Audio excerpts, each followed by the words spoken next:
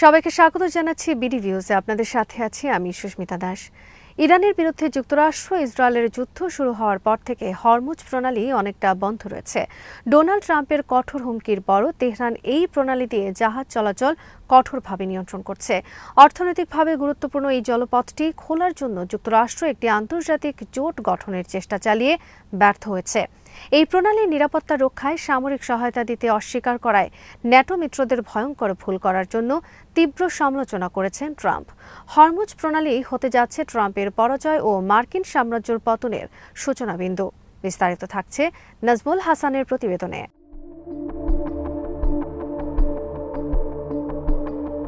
Bank of আমেরিকার গবেষণা প্রধান ওমনি সালি সতর্ক করেছে, হরমুজ প্রণালী নিয়ে অচলাবস্থা কয়েক মাস স্থায়ী হলে তেলের দাম প্রতি ব্যারেলে $200 ছাড়িয়ে যেতে পারে। তিনি পূর্বাভাস দিয়েছেন, যদি প্রণালীটি কয়েকদিনের মধ্যে খোলা না হয় তবে এটি বিশ্বব্যাপী মন্দা ডেকে আনবে।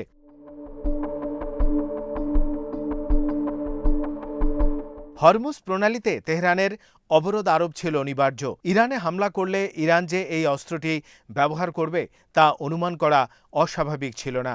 যুদ্ধ দ্রুত শেষ হলেও অর্থনৈতিক ক্ষেত্রে ইতিমধ্যে বড় ধরনের স্থায়ী ক্ষতি হয়েছে, যার প্রভাব সাধারণ নাগরিকরা নিত্যপণ্যের উচ্চমূল্যের মাধ্যমে টের পাচ্ছেন হাড়ে হাড়ে। বিশ্বব্যাপী শিপিং ব্যবস্থা বিশৃঙ্খল হয়ে পড়েছে।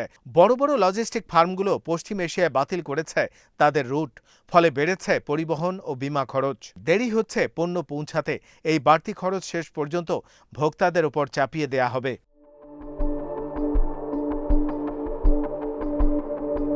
বার্ষিক বিশ্ব সামুদ্রিক বাণিজ্যের প্রায় 11% হরমুজ প্রণালী দিয়ে সম্পন্ন হয়, যা বিশ্বের মোট তেল সরবরাহের 20%। ইরানের এই অবরোধের মধ্যে এই অঞ্চলের তেল শোধনাগারগুলোতে ইরান সমর্থিত প্রতিরোধ বাহিনী হামলার হুমকি দিয়েছে, যা জ্বালানি বাজারে দীর্ঘমেয়াদী বিশৃঙ্খলা সৃষ্টি করবে।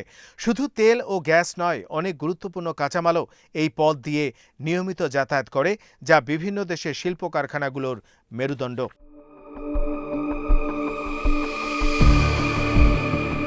অনেক শিল্পপণ্যে এখন সহজে পাওয়া যাচ্ছে না, দামও ব্যাপকভাবে ওঠানামা করছে, যা কৃষি, নির্মাণ এবং উৎপাদন শিল্পকে ক্ষতিগ্রস্ত করছে। আর এটি কেবল শুরু মাত্র। বিশ্বে সার সরবরাহের প্রায় 1/3 প্রতি বছর এই প্রণালী দিয়ে যায়। যুদ্ধের আগে উপসাগরীয় দেশগুলো বিশ্বব্যাপী সার সরবরাহে প্রথম সারিতে ছিল। এর মধ্যে ইউরিয়া সার হল খাদ্য উৎপাদনের একটি মৌলিক উপাদান। বিশ্ব বাণিজ্যের 43% ইউরিয়া সার এই অঞ্চল থেকে আসত।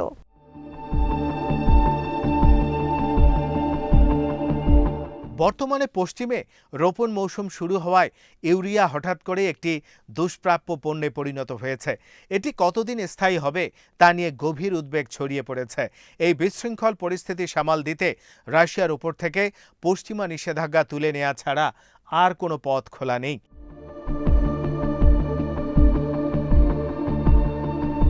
সালফার হল সার উৎপাদনের একটি মূল উপাদান। যুদ্ধের আগে বিশ্বের 45% সালফার সরবরাহ আসত এই প্রণালী দিয়ে। মার্কিন সামরিক একাডেমি ওয়েস্ট পয়েন্টের এক বিশ্লেষণে দাবি করা হয়েছে, সালফারের দাম ইতিমধ্যে 25% বৃদ্ধি পেয়েছে।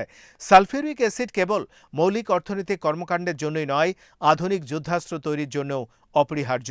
একটি চরম পরিহাসের বিষয় হল, হরমুজ প্রণালীর এই অবরোধ ওয়াশিংটনের প্রতিরক্ষা শিল্পকে পঙ্গু করে দেবে এবং ইরানের সাথে যুদ্ধ চালিয়ে যাওয়ার সক্ষমতা কমিয়ে দেবে।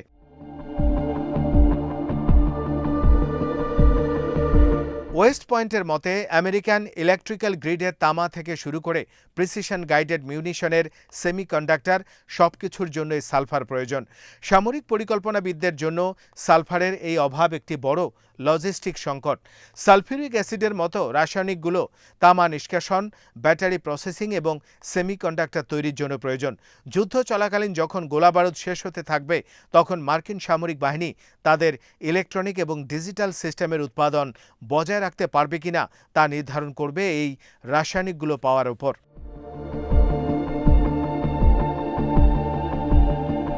তামা হল গুরুত্বপূর্ণ একটি পণ্য। এই ধাতু মার্কিন সামরিক ঘাঁটি, ট্রান্সফরমার, মোটর এবং যোগাযোগ সরঞ্জামগুলোতে ব্যবহৃত হয়। তামা ছাড়া এই কারখানা ও ঘাঁটিগুলো অচল হয়ে পড়বে। বাহরাইন এবং কাতারে ইরানের প্রক্সি বাহিনীর হামলায় ধ্বংস হওয়া মার্কিন রাডার সিস্টেমগুলো প্রতিস্থাপন করতে 30,000 কেজির বেশি তামার প্রয়োজন হবে।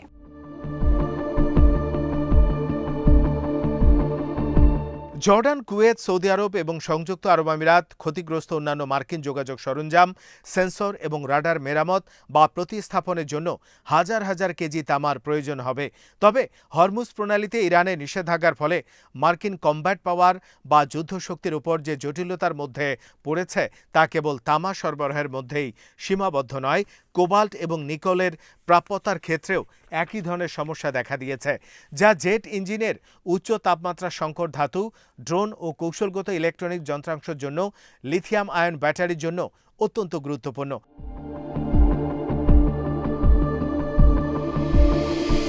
সেমিকন্ডাক্টর বা চিপের অভাব F-35 যুদ্ধবিমানের অ্যাভিওনিক্স থেকে শুরু করে ইন্টারসেপ্টর এবং মিসাইল গাইডেন্স সিস্টেম পর্যন্ত মার্কিন সমরাস্ত্রের বিশাল অংশকে ঝুঁকির মুখে ফেলবে।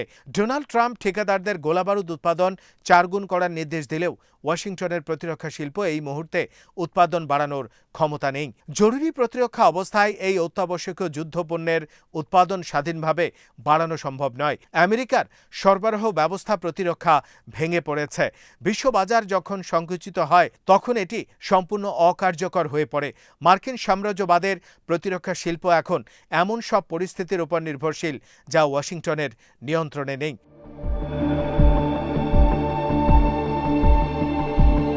ওয়েস্ট পয়েন্টের মতে প্রতিরক্ষা শিল্প খাত পঙ্গু করে দেওয়ার মতো রিয়েল টাইম সমস্যা হয়ে দাঁড়িয়েছে। ইরান আক্রমণকারী মার্কিন ইসরায়েলি বাহিনীর সম্মিলিত যুদ্ধ সক্ষমতা এখন সেই অদৃশ্য শিল্প কাঠামোর উপর নির্ভরশীল, যা এখন প্রক্সি বাহিনীর কবজায় রয়েছে।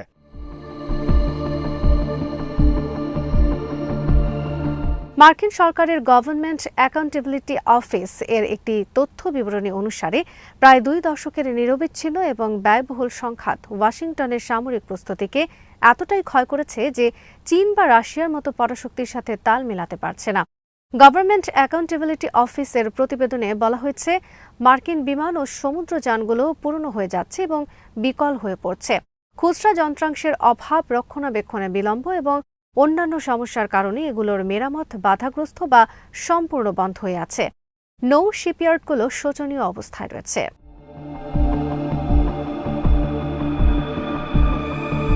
মার্কিন নৌবাহিনী এটি প্রমাণ করতে পারেনি এই ধরনের জাহাজ তার নির্ধারিত মিশন সফলভাবে সম্পন্ন করতে সক্ষম। ইরানের বিরুদ্ধে চলমান যুদ্ধ ওয়াশিংটনের এই জাহাজগুলোর অযোগ্যতার বাস্তব প্রমাণ দিচ্ছে।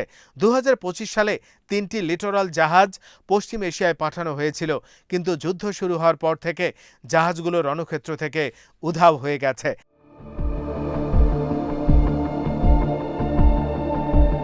এর মধ্যে 2টিকে সিঙ্গাপুরে দেখা গেছে, যা কেবল যুদ্ধের ময়দান থেকে দূরেই নয়, বরং গোলার্ধের অন্য প্রান্তে অবস্থিত। নৌবাহিনীর একজন মুখপাত্র দাবি করেছেন যে জাহাজ দুটি সিঙ্গাপুরে রক্ষণাবেক্ষণ এবং লজিস্টিক সহায়তা নিচ্ছে। তারা আদৌ কবে পশ্চিম এশিয়ায় ফিরবে তা দেখার বিষয়।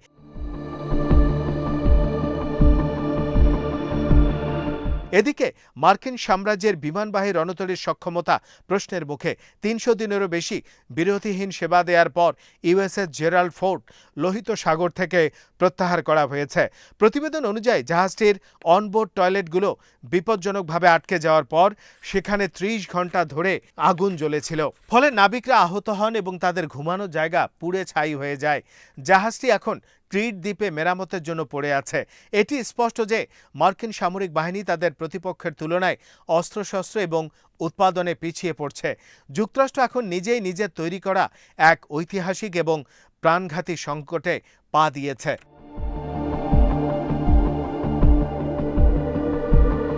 আজ এখানেই শেষ করছি। সবাই ভালো থাকুন, সুস্থ থাকুন আর দেখতে থাকুন বিডি ভিউজ। চ্যানেলটি ভালো লাগলে সাবস্ক্রাইব করুন। সংযুক্ত থাকুন আমাদের ফেসবুক পেজে।